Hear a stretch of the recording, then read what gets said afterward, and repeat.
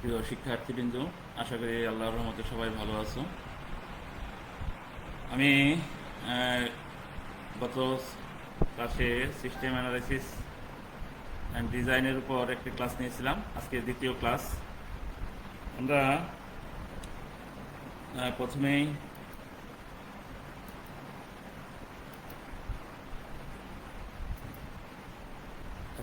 গত ক্লাসে কি কি আলোচনা করেছিলাম সেটু নিয়ে একটু আমি আজকে আবার রিভিউ করবো আর কি, যে প্রিভিয়াস সেশনে আমি আসলে কি কি আলোচনা করেছিলাম। প্রিভিয়াস সেশনে আমি 3টি টপিকস নিয়ে আলোচনা করেছিলাম। সেই 3টি টপিকস হচ্ছে যে define system and information system, mention the characteristics of system, আর একটু হচ্ছে describe the key elements of a system. মূলত এই 3টা টপিকস নিয়ে আমি গত ক্লাসে আলোচনা করেছিলাম। আজকে আমার টপিকস হচ্ছে 5টি টপিকস নিয়ে আমি আজকে আলোচনা করার চেষ্টা করব। সেই 5টি টপিকস হচ্ছে গিয়ে define the open and close system, যেটা আমি গত ক্লাসে আলোচনা করতে পারিনি। তারপর হচ্ছে গিয়ে describe the characteristics of open system, describe the categories of information, state the qualities of information, state the need of computer based information system. অর্থাৎ এই 5টি টপিকস নিয়ে আমি আলোচনা করব। তাহলে আমি শুরুতে প্রথমেই চলে যাই, সেটা হচ্ছে গিয়ে define the open and close system. Open এবং ক্লোজ সিস্টেমটা কি সেই সম্পর্কে আমরা একটু জানি, যে ওপেন সিস্টেম কি এবং ক্লোজ সিস্টেম কি। ওপেন সিস্টেম আসলেও বলছে যে কোনো সিস্টেম মানে এখানে বলতে বোঝাচ্ছে যে কোনো অর্গানাইজেশন বা প্রতিষ্ঠান বা কোনো সংস্থা যদি বাহিরের পরিবেশের উপর নির্ভরশীল হয় তাহলে তাকে ওপেন সিস্টেম বলে। তাহলে ওপেন সিস্টেমটা কি, যে বলছে যে যখন কোনো অর্গানাইজেশন বা প্রতিষ্ঠান বা কোনো সংস্থা বা কোনো সিস্টেম বাইরের পরিবেশের উপর নির্ভরশীল হয় তখন তাকে কি বলা হয়, ওপেন সিস্টেম বলে। আর ক্লোজ সিস্টেমটা হচ্ছে যদি বাইরের পরিবেশের উপর নির্ভরশীল না হয় তাহলে সেটাকে বলা হচ্ছে ক্লোজ সিস্টেম। তাহলে এই দুইটা হচ্ছে গিয়ে আমাদের মোটামুটি হলো গিয়ে কি কয় যে সংজ্ঞা, যে ওপেন সিস্টেম এবং ক্লোজ সিস্টেমের সংজ্ঞা। কিন্তু আসলে তাহলে ওপেন সিস্টেমের আমরা একটা উদাহরণ দেখি, যে আসলে উদাহরণটা কেমন।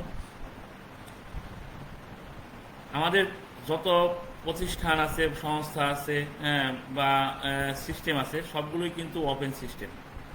ক্লোজ সিস্টেম আমাদের নাই বলতেই চলে, তারপরেও আছে দু একটা ক্ষেত্রে আছে। কিন্তু আমাদের যা প্রতিষ্ঠান আছে, সংস্থা আছে বা অর্গানাইজেশন আছে, যাই বলি না কেন বা যে সিস্টেমই আছে সব সিস্টেমই ওপেন সিস্টেমের উপর নির্ভরশীল। যেমন আমাদের ময়মনসিংহ পলিটেকনিক ইনস্টিটিউট, এটা একটা সিস্টেম বা একটা অর্গানাইজেশন বা একটা প্রতিষ্ঠান। এই ময়মনসিংহ পলিটেকনিক ইনস্টিটিউট কিন্তু এটা ওপেন সিস্টেমের উপর নির্ভরশীল। কারণ হচ্ছে কি, বাহিরের পরিবেশের উপর এটা নির্ভরশীল। বাহিরের পরিবেশ বলতে এখানে কি বোঝাচ্ছে, যেমন বাহির থেকে আমরা হচ্ছে গিয়ে ইনপুট গ্রহণ করি, আবার আমাদের যে প্রোডাক্ট তৈরি হয় সেটা আবার বাহিরে চলে যায়। তাহলে আমরা অবশ্যই বাহিরে, কারণ কি আমরা ভিতরে কোনো ইনপুট ইনপুট নিয়ে ভিতরেই রেখে দেয় এরকম কিন্তু না, আউটপুটটা ভিতরে রেখে দেয় এরকম না। আমরা বাহির থেকে ইনপুট নেই, আবার যে প্রোডাক্টটা তৈরি হয় সেটা বাহিরে চলে যায়। যেমন আমরা এসএসসি পাস বা এইচএসসি পাস স্টুডেন্ট আমরা ডিপ্লোমা ইঞ্জিনিয়ারিংয়ে ভর্তি করি, আবার সেটা কি এখান থেকে পাস করার পর প্রোডাক্ট তৈরি হওয়ার পর সেটা কি বাইরে চলে যায়। তাহলে দেখো আমাদের সিস্টেমটা কিন্তু একটা ওপেন সিস্টেম, অর্থাৎ ময়মনসিংহ পলিটেকনিকটা হচ্ছে কি একটি ওপেন সিস্টেম। যাই হোক, এখানে ওপেন সিস্টেম তোমার সব সিস্টেম বা অর্গানাইজেশনই ওপেন সিস্টেম। তাহলে ক্লোজ সিস্টেমটা কোনটা? বলছে যে ক্লোজ সিস্টেমটা বাইরের পরিবেশের উপর নির্ভরশীল নয়। যেমন এটা নাই, আসলে বাস্তবে এটা নাই, তারপরেও আমি তোমাদেরকে বলতে পারি, যেমন হচ্ছে গিয়ে সমরাস্ত্র কারখানা, যেটা সেনাবাহিনী দ্বারা পরিচালিত হয়, ওদের অস্ত্র ওরাই তৈরি করে ওরাই নিজেরাই ব্যবহার করে, এটা বাইরে কিন্তু বিক্রি করে না। এটাই হচ্ছে কি ক্লোজ সিস্টেম। ওদের যে কারখানা বা ফ্যাক্টরি আছে ওখানে যা তৈরি করে ওইটা কিন্তু বাইরে কোথাও বিক্রি হয় না, বা পাবলিক পায় না বা জনগণ পায় না, ওটা ওরাই ব্যবহার করে। এটা একটা ক্লোজ সিস্টেম বলা যেতে পারে। তবে ক্লোজ সিস্টেম বর্তমানে নেই বললেই চলে। তাহলে আমরা টপিক্স 1.4 সম্পর্কে একটা ধারণা পেলাম যে ওপেন সিস্টেম এবং ক্লোজ সিস্টেম কাকে বলে, আসলে ওপেন সিস্টেমটা কি এবং ক্লোজ সিস্টেমটা কি। তাহলে আমরা নেক্সট টপিক্সে চলে যেতে পারি। নেক্সট টপিক্সটা হচ্ছে কি, বলছে describe the characteristics of open system, বলছে যে ওপেন সিস্টেমের বৈশিষ্ট্যগুলো লিখো, ওপেন সিস্টেমের বৈশিষ্ট্যগুলো লিখো, বর্ণনা করো। তাহলে আমরা দেখতে পাচ্ছি যে ওপেন সিস্টেমের সাধারণত 5টি বৈশিষ্ট্য রয়েছে। কয়টি বৈশিষ্ট্য? 5টি। একটা হচ্ছে বাহির হতে ইনপুট গ্রহণ, এন্ট্রপি, প্রসেস আউটপুট অ্যান্ড চক্র, ডিফারেন্সিয়াল বা ডিফারেন্সিয়েশন আর ইকো ফাইনালিটি। এই ওপেন সিস্টেমের মূলত 5টি বৈশিষ্ট্য রয়েছে। আমরা একটা কথা বলে রাখি যে আসলে টপিক যে 1.4 পড়ালাম সেটা সংক্ষিপ্ত কোশ্চেন হিসাবে অনেক সময় আসে যে ওপেন সিস্টেম ও ক্লোজ সিস্টেম বলতে কি বুঝো। আর 1.5 এটাও সংক্ষিপ্ত এবং রচনামূলক হিসাবে আসে। হ্যাঁ, অনেক সময় সংক্ষিপ্ত হিসাবে যদি আসে তাহলে বলে যে ওপেন সিস্টেমের বৈশিষ্ট্যগুলো লিখো। আর যদি বলে যে ওপেন সিস্টেমের বৈশিষ্ট্যগুলো আলোচনা করো তাহলে কিন্তু বর্ণনা দিতে হবে। আমি দেখো এখানে শুধু কি ওপেন সিস্টেমের বৈশিষ্ট্য, কয়টা বৈশিষ্ট্য আছে সেই বৈশিষ্ট্যগুলো উল্লেখ করছি, কিন্তু এখানে আমি বর্ণনা দিইনি। তোমরা কিন্তু যদি বর্ণনা আসে তাহলে বর্ণনা কিন্তু দিতে হবে, তোমরা এটা কালেক্ট করে নেবে। তাহলে প্রথমে বলছে যে ওপেন সিস্টেমের কয়টা বৈশিষ্ট্য আছে? 5টি। সেটা হচ্ছে কি বাহির হতে ইনপুট গ্রহণ, অর্থাৎ ইনপুট ফ্রম আউটসাইড, পরে হচ্ছে এন্ট্রপি, পরে হচ্ছে গিয়ে কি প্রসেস আউটপুট অ্যান্ড সাইকেলস, তারপরে হচ্ছে ডিফারেন্সিয়েশন, পরে হচ্ছে ইকো ফাইনালিটি। বাহির হতে ইনপুট গ্রহণ তাহলে বোঝাই যাচ্ছে যে বাহির হতে ওপেন সিস্টেমে আমি আগেই বলছি যে ওপেন সিস্টেম হচ্ছে বাহিরের পরিবেশের উপর নির্ভরশীল, অর্থাৎ ওপেন সিস্টেমে ইনপুটটা বাহির থেকে গ্রহণ করা হয়। যে কোনো ইন্ডাস্ট্রি বলো, ফ্যাক্টরি বলো, অর্গানাইজেশন বলো বা প্রতিষ্ঠান বলো, যাই বলো না কেন, সকল কিছুর ইনপুট কিন্তু যদি ওপেন সিস্টেমে থাকে তাহলে সেটা বাহির থেকে ইনপুটটা গ্রহণ করা হয়ে থাকে। হ্যাঁ, এটাই বলছে যে বাহির থেকে ইনপুট নিয়ে পরে কি প্রসেস করে থাকে। এন্ট্রপি, তাহলে এন্ট্রপিটা কি? এন্ট্রপি হচ্ছে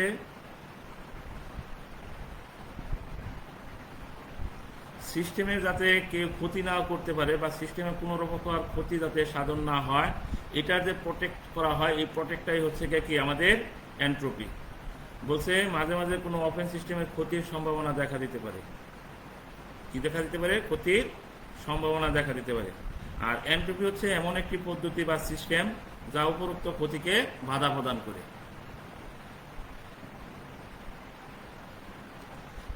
তাহলে এন্ট্রপিটা কি? এন্ট্রপি মূলত হচ্ছে গিয়ে সিস্টেম বা অর্গানাইজেশন বা প্রতিষ্ঠানের যাতে ক্ষতি না হয়, হ্যাঁ, সেটা রক্ষা করার জন্য এই এন্ট্রপিটা কাজ করে থাকে। তারপর হচ্ছে প্রসেস আউটপুট অ্যান্ড কি চক্র, অর্থাৎ বলছে যে কোনো সিস্টেমই, অর্থাৎ যে কোনো অর্গানাইজেশন বা প্রতিষ্ঠানই একটা নির্দিষ্ট বৃত্তের মধ্যে থাকে, একটা নির্দিষ্ট সাইকেলের মধ্যে থাকে। হ্যাঁ, যেমন আমাদের প্রতিষ্ঠান একটা নির্দিষ্ট বৃত্তের ভিতরে আছে। হ্যাঁ, দেখার কারণ কি যে তোমরা হচ্ছে গিয়ে ফার্স্ট সেমিস্টারে ভর্তি হও, এখানে কেউ হচ্ছে গিয়ে যে ড্রপ দিয়ে তৃতীয় সেমিস্টার না পড়ে তৃতীয় সেমিস্টার যাইতে পারবে না। অর্থাৎ এখানে একটা সার্কেল আছে, বৃত্ত আছে, অর্থাৎ বৃত্ত আকারে ঘুরতে হয়। অর্থাৎ তোমাদের কোর্সটা 4 বছর, এখানে কেউ 3.5 বছর পরে কোর্স সম্পন্ন করতে পারবে না।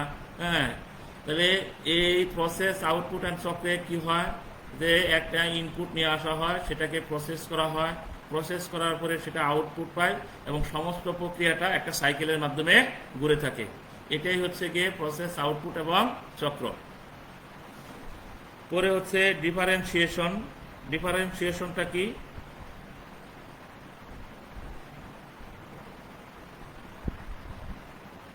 আসলেও কি কয় যে বাহিরের জগৎ কিন্তু প্রতিনিয়ত পরিবর্তনশীল।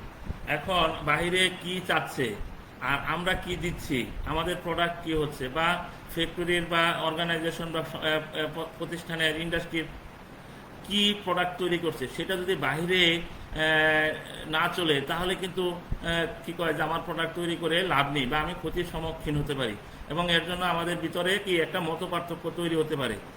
অর্থাৎ বাহিরের পরিবর্তনের সাথে নিজেকেও পরিবর্তন করে নিতে হবে। বাহিরে ক্লায়েন্ট কি চাচ্ছে, কাস্টমার কি চাচ্ছে, এসব দেখে আমাকে কি কয় অর্থাৎ প্রতিষ্ঠান প্রধান, এখানে আমি প্রতিষ্ঠান প্রধান বলতে সিস্টেম অ্যানালিস্টকে বোঝাবো যে প্রতিষ্ঠান প্রধান সেই চিন্তাটা করবে, এবং এই চিন্তাধারা করাটাকেই বলা হচ্ছে ডিফারেন্সিয়েশন।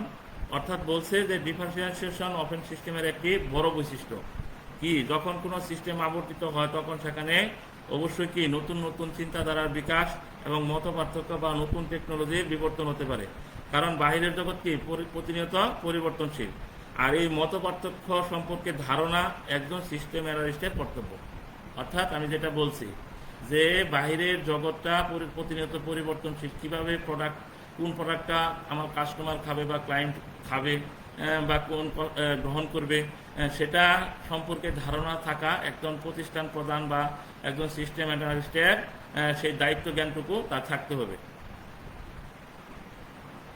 পরের টপিক্সটা হচ্ছে গিয়ে আমাদের ইকো ফাইনালিটি। আমাদের ইকো ফাইনালিটিটা কি?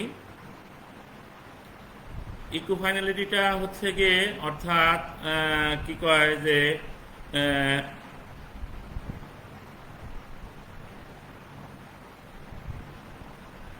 এটা সর্বশেষ অবস্থা, ওপেন সিস্টেমের একটি সর্বশেষ অবস্থা, যেখানে বলা যাচ্ছে যে কোনো প্রতিষ্ঠান অর্গানাইজেশনের একটি অবজেক্ট থাকে, সেই অবজেক্টে যদি সে না পৌঁছতে পারে তাহলে সেই প্রতিষ্ঠানের মূল উদ্দেশ্য ব্যাহত হয় বা প্রতিষ্ঠান এক সময় বিলীন হয়ে যায়।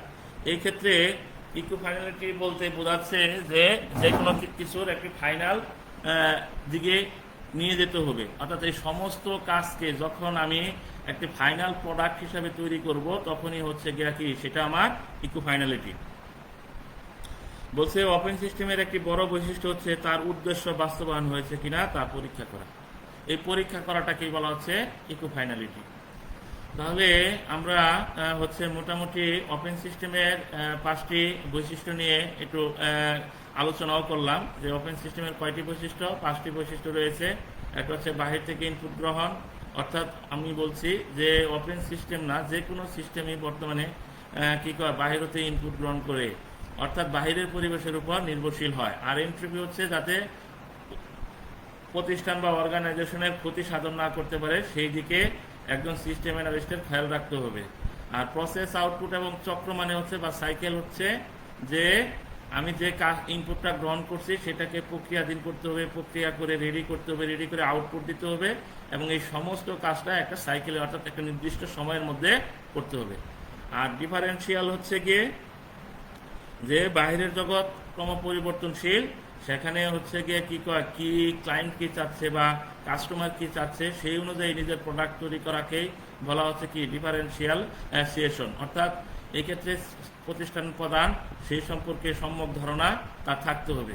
আর ইকো ফাইনালিটি হচ্ছে গিয়ে তোমার কাজটা সর্বশেষে যে উদ্দেশ্যে তোমার অর্গানাইজেশন বা প্রতিষ্ঠান তৈরি হয়েছে বা যে প্রোডাক্ট তৈরি করার জন্য তোমার অর্গানাইজেশন বা প্রতিষ্ঠান তৈরি হয়েছে সেই অবজেক্টিভটা তোমার কি কয় যে তোমার বাস্তবায়ন হয়েছে কিনা, এটাই হচ্ছে গিয়ে কি ইকো ফাইনালিটি। তাহলে এই মোট হচ্ছে আমাদের কি 5টা বৈশিষ্ট্য। তাহলে আমরা নেক্সট টপিক্সে চলে যাই 1.6-এ। 1.6-এ হচ্ছে ক্যাটাগরিজ অফ ইনফরমেশন।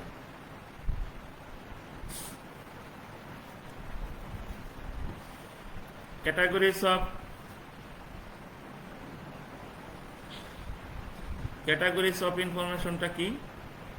বলছে ইনফরমেশনের প্রকারভেদ আসে কোশ্চেনটা অনেক সময়। স্ট্র্যাটেজিক ইনফরমেশন কাকে বলে, টেকনিক্যাল ইনফরমেশন কাকে বলে, বা অপারেশনাল ইনফরমেশন কাকে বলে, স্ট্যাটিউটরি ইনফরমেশন কাকে বলে, এরকম সংক্ষিপ্ত হিসাবে আসতে পারে। বা বলতে পারে যে ইনফরমেশন কত প্রকার ও কি কি, এরকম আসতে পারে। আমরা ইনফরমেশন বলতে আগে বলেছিলাম যে তথ্যটা ব্যবহার করতে পারবো, যে তথ্যটা ব্যবহার করার উপযোগী সেটাই হচ্ছে কি আমাদের ইনফরমেশন। তাহলে এই ইনফরমেশন কয় ধরনের? 4 ধরনের। একটা হচ্ছে স্ট্র্যাটেজিক ইনফরমেশন, আরেকটা হচ্ছে টেকনিক্যাল ইনফরমেশন, আরেকটা হচ্ছে কি অপারেশনাল ও স্ট্যাটিউটরি ইনফরমেশন। তাহলে আমাদের স্ট্র্যাটেজিক ইনফরমেশনটা কি? স্ট্র্যাটেজিক ইনফরমেশন বলছে যে ইনফরমেশনটা কোনো অর্গানাইজেশন, প্রতিষ্ঠান বা সিস্টেমের জন্য দীর্ঘমেয়াদী পরিকল্পনা করা হয় সেটাকে বলা হচ্ছে স্ট্র্যাটেজিক ইনফরমেশন। স্ট্র্যাটেজিক ইনফরমেশনটা হচ্ছে অর্থাৎ কোনো অর্গানাইজেশন, প্রতিষ্ঠান বা কি কয় যে ইন্ডাস্ট্রির জন্য যে দীর্ঘমেয়াদী একটা পরিকল্পনা, সেই পরিকল্পনাটাকেই বলা হচ্ছে স্ট্র্যাটেজিক ইনফরমেশন। পরের কোশ্চেনটা হচ্ছে কি টেকনিক্যাল ইনফরমেশন। টেকনিক্যাল ইনফরমেশন অর্থাৎ এটা অল্প সময়ের জন্য একটা কাজ করার জন্য যে ইনফরমেশনটা গ্রহণ করা হয় সেটাকে বলা হয় টেকনিক্যাল ইনফরমেশন। আমি আবার বলছি যে টেকনিক্যাল ইনফরমেশনটা কি, যে খুব অল্প সময়ের জন্য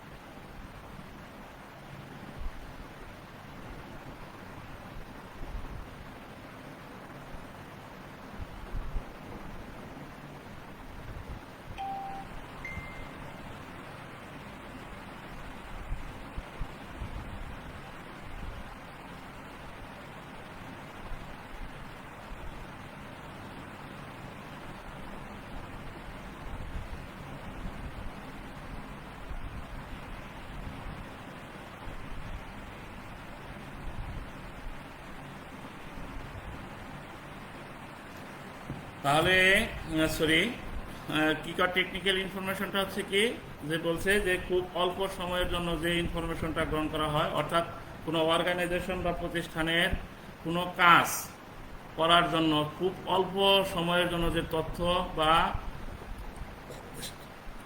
স্ট্র্যাটেজিটা নেওয়া হয় সেটাকে কি বলা হচ্ছে কি টেকনিক্যাল ইনফরমেশন। আর অপারেশনাল ইনফরমেশন অর্থাৎ একটি কাজ আমি করব, যেটা এটা হলো কি একদম ফিল্ড লেভেলে করা হয়, সেটাকে বলা হচ্ছে অপারেশনাল ইনফরমেশন। আর স্ট্যাটিউটরি ইনফরমেশনটা কি, সরকারের দেওয়া বিভিন্ন ধরনের তথ্য, বিভিন্ন ধরনের ইনফরমেশন, এসবকে বলা হয় স্ট্যাটিউটরি ইনফরমেশন। এবং সেই অনুযায়ী যদি প্রতিষ্ঠান কাজ করে সেটাকে বলা হয় স্ট্যাটিউটরি ইনফরমেশন। যেমন আমরা এখন সেই কাজ কিন্তু করতেছি, যেমন এখন বলছে যে 31 তারিখ পর্যন্ত শিক্ষা প্রতিষ্ঠান বন্ধ থাকবে, তাহলে এখানে সশরীরে কোনো ক্লাস নেওয়া যাবে না। আমরা কিন্তু সেই কাজটাই করতেছি, কারণ কি আমরা সশরীরে কোনো ক্লাস নিচ্ছি না। আমাদেরকে বলছে অনলাইনে ক্লাস নিতে, আমরা অনলাইনেই ক্লাস নিচ্ছি। তাহলে যদি আবার বলে যে না তোমাদের এত তারিখ থেকে খোলা হয়ে যাবে প্রতিষ্ঠান, তাহলে সেভাবে আমরা আবার ক্লাস নেব।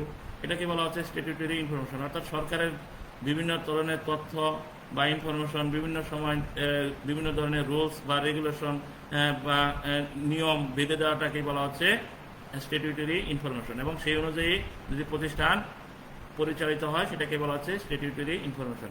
এটা শুধু সরকারি প্রতিষ্ঠানের ক্ষেত্রে না, সকল অর্গানাইজেশন, সকল সরকারি বেসরকারি আধা সামরিক সামরিক যাই বলো না কেন, সকল প্রতিষ্ঠানই কিন্তু এই স্ট্যাটিউটরি ইনফরমেশনের আওতাভুক্ত।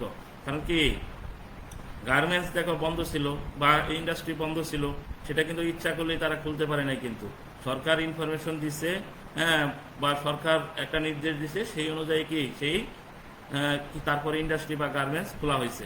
এটা কি কয় যে অথচ দেখো সেটা কিন্তু একটি কি বেসরকারি প্রতিষ্ঠান, অথচ সরকারের কি বিভিন্ন ধরনের বেঁধে দেওয়া নিয়মকানুনের ভিতরে সেই অর্গানাইজেশন বা প্রতিষ্ঠানকে চলতে হয়।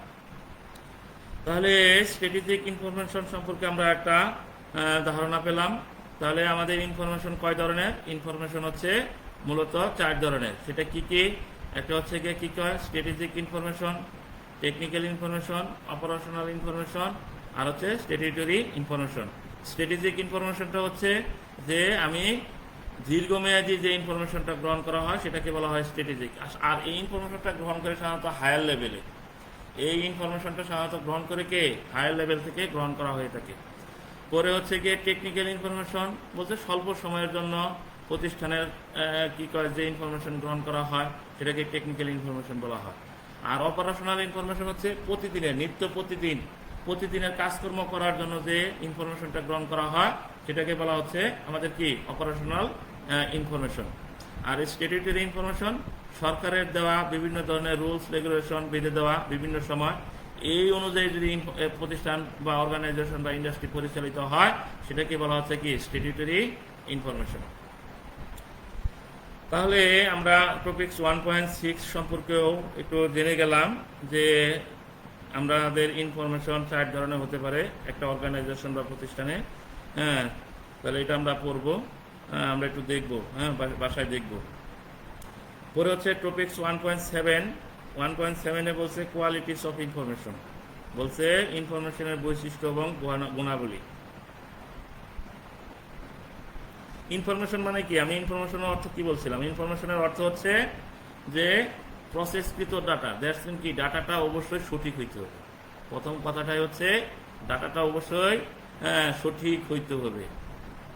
অনেক সময় ভুয়া ইনফরমেশন নিয়ে কিন্তু আমরা অনেক কিছু করে ফেলি, এবং যেটা আজকাল হরহামেশাই দেখা যাচ্ছে যে ফেসবুকে বিভিন্ন ধরনের অনেকে ভুয়া ইনফরমেশন পাস করে সেটা ভাইরাল হয়ে অনেক সময় অনাকাঙ্ক্ষিত ঘটনা ঘটে যায়। এর জন্য আমরা এটা কিন্তু খেয়াল রাখবো যে অনেক সময় অনেক কিছু ভুয়া ইনফরমেশন শেয়ার করে ফেলি বা আপলোড করে ফেলি, সেটা কিন্তু আমরা খেয়াল রাখবো। আর সব জায়গায় সব কিছু আমরা অবজার্ভ করবো, কিন্তু সঠিক ইনফরমেশনটা গ্রহণ করে তারপরে সেই অনুযায়ী আমরা কাজ করবো, এটা কিন্তু খেয়াল রাখতে হবে। এবং ইনফরমেশনের মধ্যে সবচেয়ে ইম্পর্টেন্ট এটা হচ্ছে গিয়ে যে ইনফরমেশনটা অবশ্যই সঠিক হইতে হবে।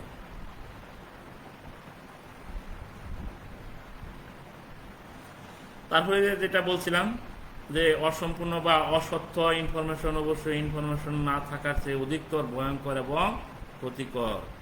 কারণ কি মিথ্যা ইনফরমেশন দিয়ে অনেক সময় কি ভয়াবহ কি কয় যে দুর্যোগ বা ক্ষতির সম্ভাবনা হতে পারে।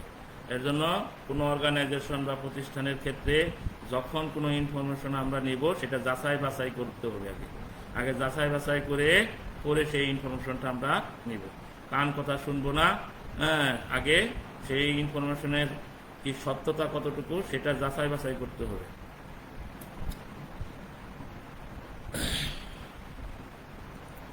পরে যেটা বলছে যে ইনফরমেশন অবশ্যই সম্পূর্ণ বা সমাপ্ত হতে হবে যাতে উক্ত ইনফরমেশনের সংশ্লিষ্ট সকল ধরনের ডাটা উপস্থিত থাকে। জ্যাসমিন বলছে যে ইনফরমেশন সত্য কিন্তু সেটা অসম্পূর্ণ, তাহলে হবে না। তাহলে আমি কাজ করবে কেন? তাহলে কিভাবে প্রতিষ্ঠান কাজ করবে? তাহলে সেই ক্ষেত্রে অবশ্যই কি করতে হবে, যে ইনফরমেশনটা পেলে সেটা সম্পূর্ণ ইনফরমেশনটা নিয়েই করে কাজ করতে হবে। আংশিক ইনফরমেশন নিয়ে কোনো অর্গানাইজেশন বা প্রতিষ্ঠান বা কোনো ইন্ডাস্ট্রি কাজ করতে পারে না। তারপরে এমন ইনফরমেশন আমাদের প্রতিষ্ঠান বা অর্গানাইজেশনের প্রসেস করব যেটা অবশ্যই সকলের নিকট কি গ্রহণযোগ্য হয় বা আস্থাভাজন হয়।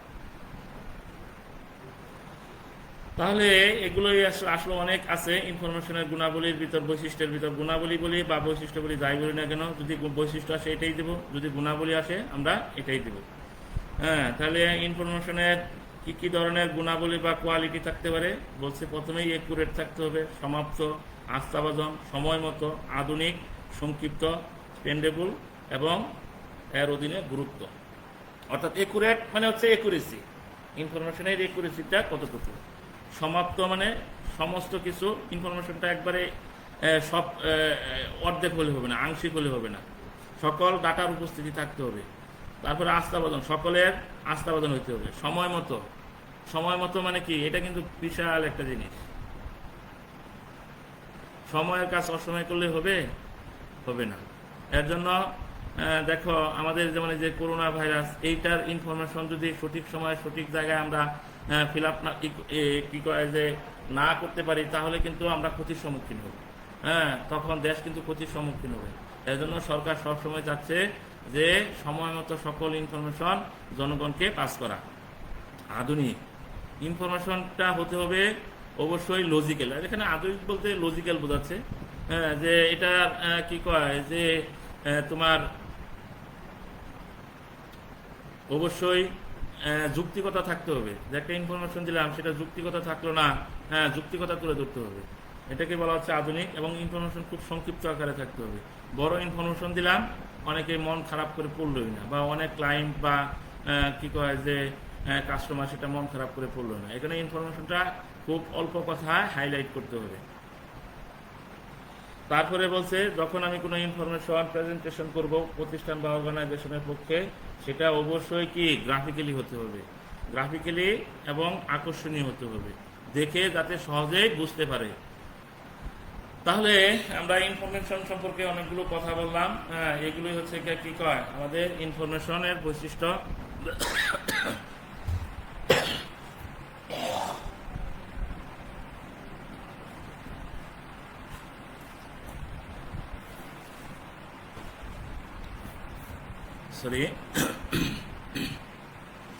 এগুলোই হচ্ছে আমাদের ইনফরমেশনের কি কয় যে বৈশিষ্ট্য বা গুণাবলী, যাই আসে না কেন আমরা এটা দিয়ে দেব। পরের টপিকসটা হচ্ছে গিয়ে state the need of computer based information system.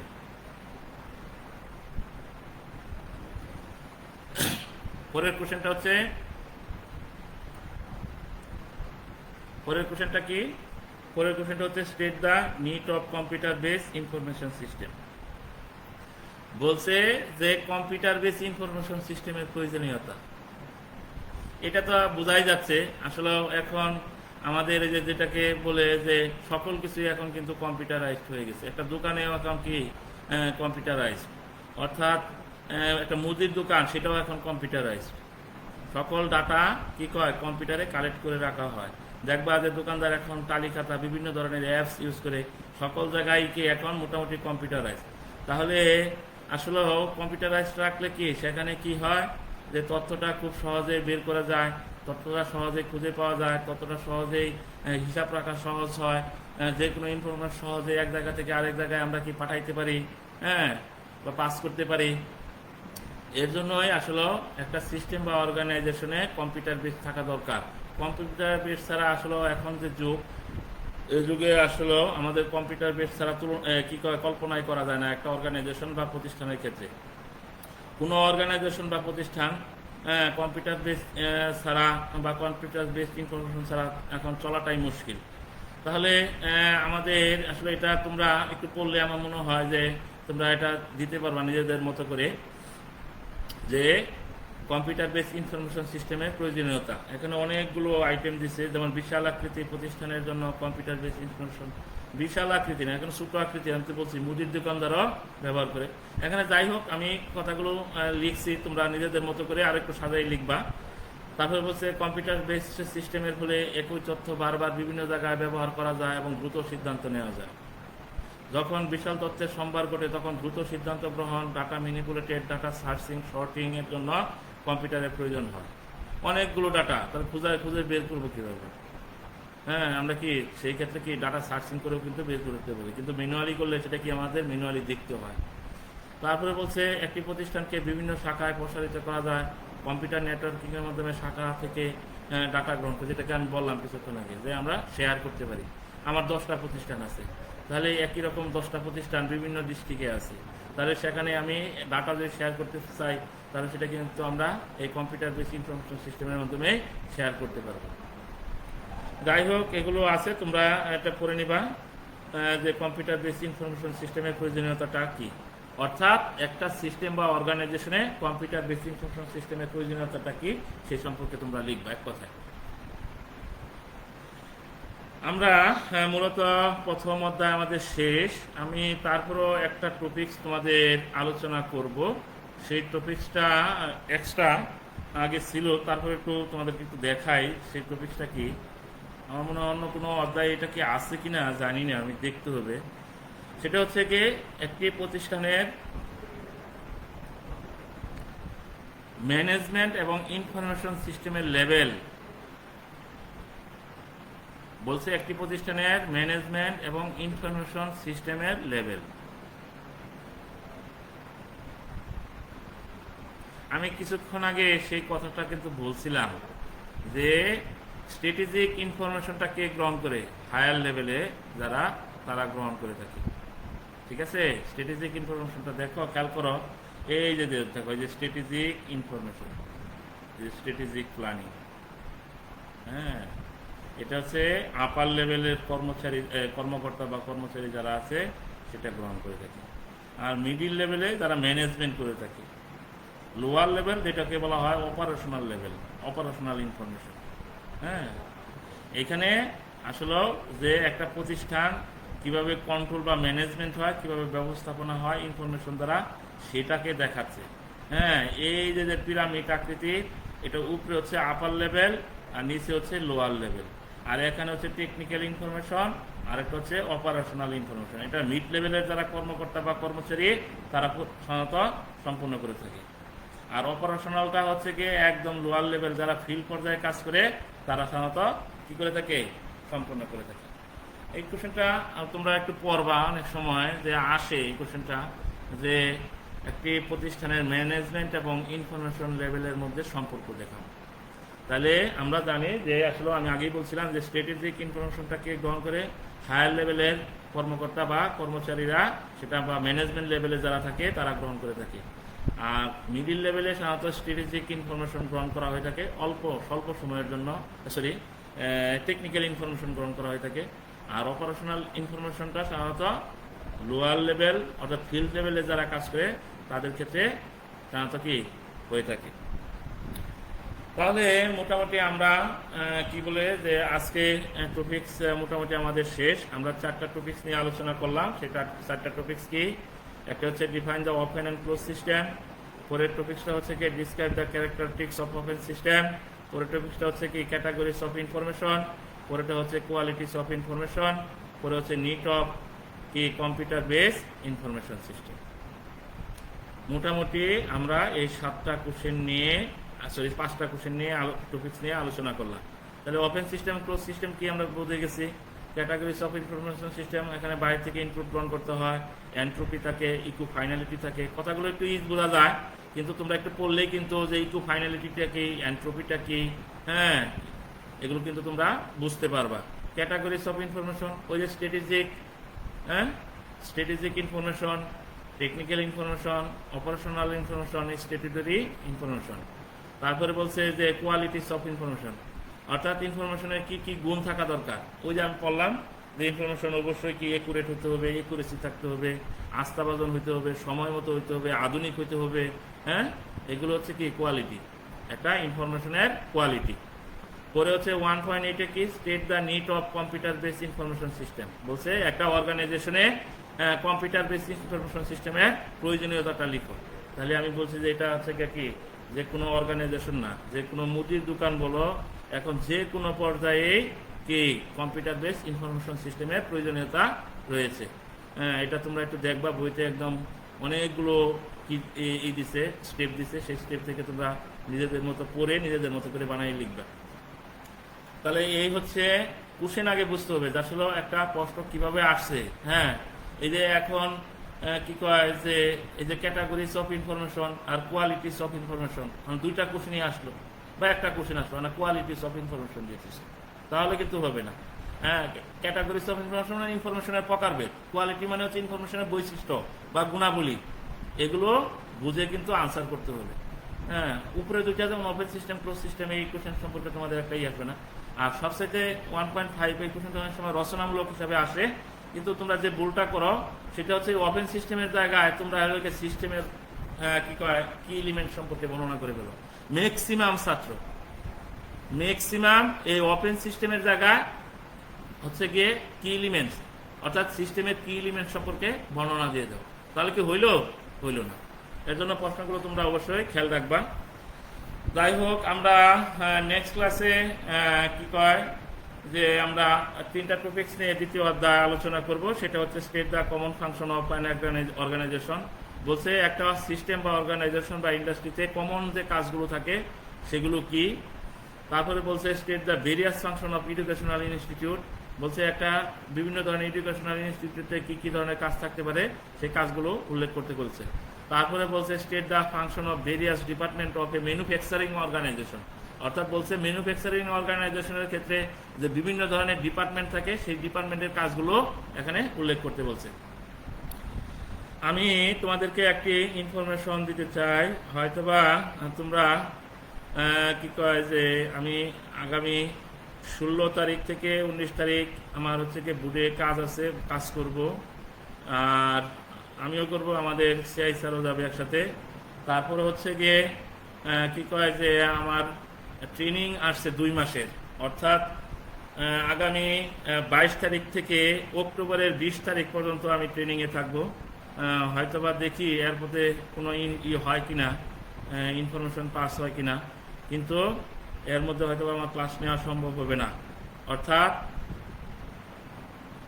আমি অক্টোবরের 20 তারিখ পর্যন্ত, আজকের পরে অক্টোবরের 20 তারিখ পর্যন্ত তোমাদের সাথে আমি অনলাইন ক্লাসে যুক্ত হতে পারি কিনা সম্ভাবনাটা খুব কম। তোমরা সেই ইনফরমেশনটা পাস করবা, কিন্তু অন্য স্যারের যে ক্লাসগুলো আছে, বিশেষ করে কি কয় আমার এবং বুলবুল স্যারের বাদে যে ক্লাসগুলো আছে সেই ক্লাসগুলো কিন্তু রেগুলারলি হবে।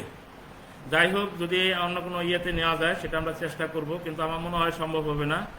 তোমরা একটু ইনফরমেশনটা পাস করবে। আর আজকে এখনও যারা কমেন্ট বক্সে কমেন্ট করো নাই, তোমাদের রোল নাম্বার, শিফট, গ্রুপ লিখে কমেন্টস করো, আমি সেই অনুযায়ী তোমাদেরকে প্রেজেন্ট নেব।